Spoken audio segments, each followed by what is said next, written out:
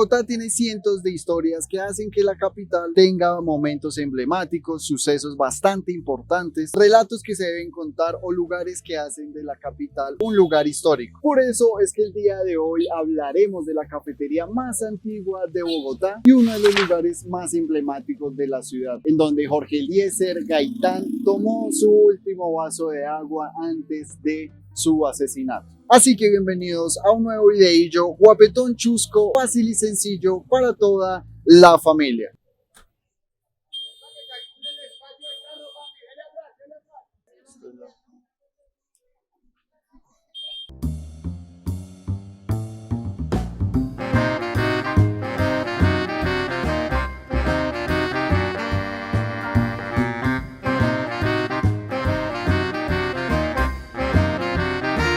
Esta es la cafetería más antigua de Bogotá que llegó desde España y a día de hoy sigue funcionando con total normalidad. En la década del 30, ante la fuerza creciente del franquismo, el señor José Granés, un pastelero español, decidió migrar a Colombia. Estuvo en Cali un tiempo y luego se instaló en Bogotá. Allí decidió continuar su oficio como pastelero y fundó en 1936 la pastelería La Florida. Este sitio fue inaugurado como un salón de té de estilo republicano en la emblemática carrera séptima con calle 20 en la zona céntrica capitalina. Pese a su escaso personal, compuesto por apenas un pastelero, un panadero y uno que otro muchacho encargado como tal del servicio y de limpiar las latas de pan, el café se convirtió rápidamente en el punto de encuentro de diferentes extranjeros y exiliados como tal de la época. La pastelería continuó donde había sido fundada en la carrera séptima con calle 20 por 30 años y fue en el año 2000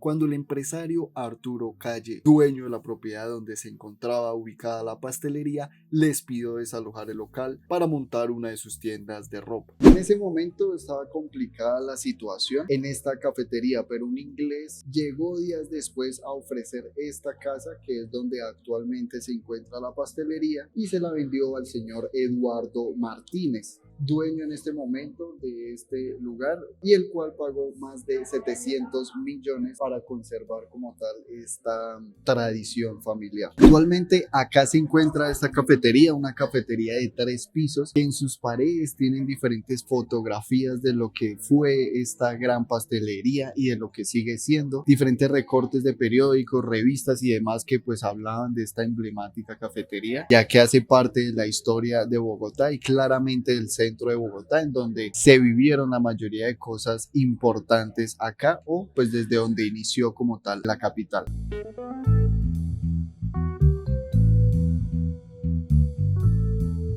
Casualmente, ese mismo año y a un par de cuadras de la pastelería La Florida, se fundó este lugar, Café Pasaje, abierto justo al lado de la Universidad del Rosario. Este lugar fue refugio de diferentes conversaciones emblemáticas con historias bastante interesantes y de igual forma sirvió de cuna para la creación del Club de Independiente Santa Fe, el equipo de la ciudad de Bogotá. Este lugar cuenta historias bastante interesantes y una de ellas fue hace 74 años, desde cuando bebió su último sorbo el señor Jorge Eliezer Gaitán, herido de muerte el 9 de abril de 1948, que causó el famoso Bogotazo. Por la importancia de este suceso, de este acontecimiento, todavía existe la disputa de quién fue el que sirvió este vaso de agua, ya que 2 establecimientos de acá del centro de la ciudad fueron quienes se atribuyeron este suceso, los cuales son el Café Gato Negro, que ya no existe, y este lugar, el Café Pasaje.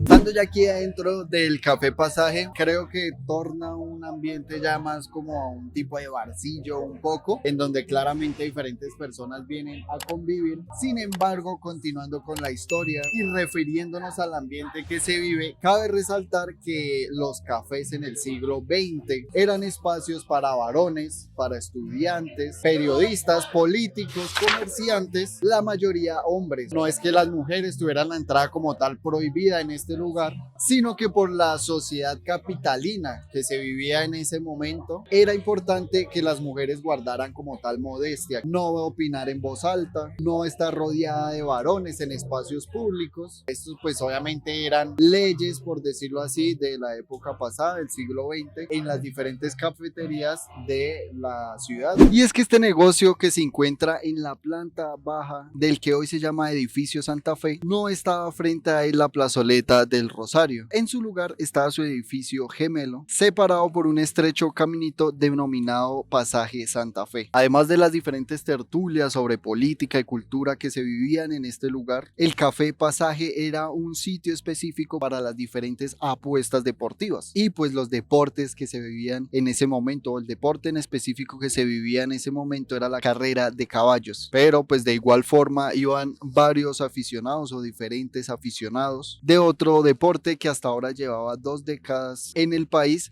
pero pues no tenía la popularidad con la que hoy día goza este deporte, que es el fútbol. Y en esas tardes de café en donde hacían diferentes tertulias y demás, el señor Gonzalo Rueda Caro y Ernesto Gamboa Álvarez, el 28 de febrero de 1941, entre charla y charla, decidieron crear el Club Independiente Santa Fe, el equipo futbolístico que combinó el nombre del Pasaje y la ambición de querer consolidar como tal una afición futbolística acá en la capital.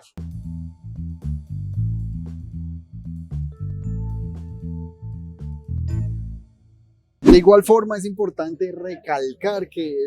estas cafeterías sobrevivieron a todo el tema de la pandemia, ya que la mayoría de estos sitios coloquiales y antiguos tuvieron que cerrar porque obviamente no les daba lo necesario para sobrevivir, pero estas 2 cafeterías sí lo lograron, lo hicieron, siguen abiertas a todo público, entonces es algo de resaltar. Pero bueno, gente, hasta aquí va el videillo del día de hoy. Si les gustó, no olviden darle like, compartir, comentar y lo más importante, suscribirse. Creo que fue una historia bastante guapetona, una historia bastante interesante, en donde pues vamos a seguir mirando más cosillas de la ciudad, de la capital, de Colombia y demás. Así que si les gustó, no olviden suscribirse y nos vemos en una próxima oportunidad.